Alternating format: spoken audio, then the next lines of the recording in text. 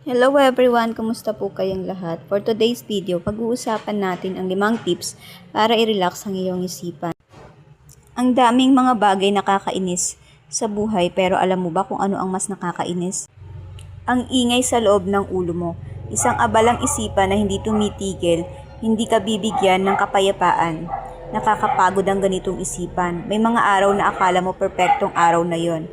Masaya ka na sa mga ginagawa mo. Mararamdaman mong payapa ang paligid, pero bigla na lang susulpot ang negatibong pag-iisip mo. Naiisip mo na lang kung ano ang gagawin mo bukas. Naiisip mo kung bukas ay masaya ka pa rin ba? Kung ano-ano na ang naiisip mo, bigla mo na lang nakakalimutan ang kagalakan sa araw na ito dahil sinasakop ka ng ingay sa ulo mo. Kapag sinasakop ka ng walang kabuluhang ingay ng pag-iisip at wala kang ideya paano ito hihinto, nakakapagod talaga. Alam ko yan dahil nadurusa rin ako noon ng negatibong kaisipan sa sobrang bigat na ng pakiramdam. Pero ito ang nagtutulak sa akin na lumabas ng mag-isa at manatili sa nature. Sa nature ko, inilalabas ang negatibong pag-iisip. Sa kabutihang palad, mabilis kong natuklasan kung paano ko mapapatahimik ang maingay kong kaisipan. At hindi pala yun ganun kahirap tulad ng inaakala ko. Paano ko ba yun ginawa? Hinayaan ko silang pumasok pero hindi ko sila pinagsisilbihan hanggang sa sila'y lumabas ng kusa. Mahirap kung pilitin nating alisin ang negatibong pag-iisip. Mas madali kasi kapag ito'y tanggapin natin. Hindi naman ibig sabihin na perpekto na ang aking buhay ngayon.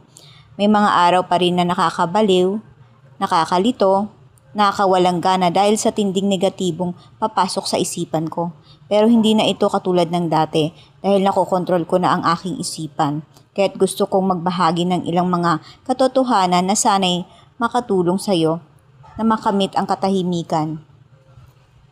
Narito ang mga tips makakatulong sa iyo upang i-relax ang iyong isipan. Number 1. Tanggapin mo ang ingay sa loob ng ulo mo. Alam naman natin na palagi tayong nag-iisip ng iba't ibang bagay araw-araw, kaya hindi na nakakagulat na napakaingay nito. Kahit yung mga tao na sa tingin mo mahinahon ay may marami ring pinag-iisip. Madali kasi tayong humusga porket walang imik ang isang tao, ang akala na rin natin ay wala na rin siyang iniisip. Lahat tayo ay may mga tinatagong pinag-iisip. Kahit huwag kang magulat kung bakit akala mo ang isip mo ay napakaingay na nito at huwag mong nang dagdagan pa. Huwag kang mag-isip pa ng may mali sa'yo. Walang mali sa'yo.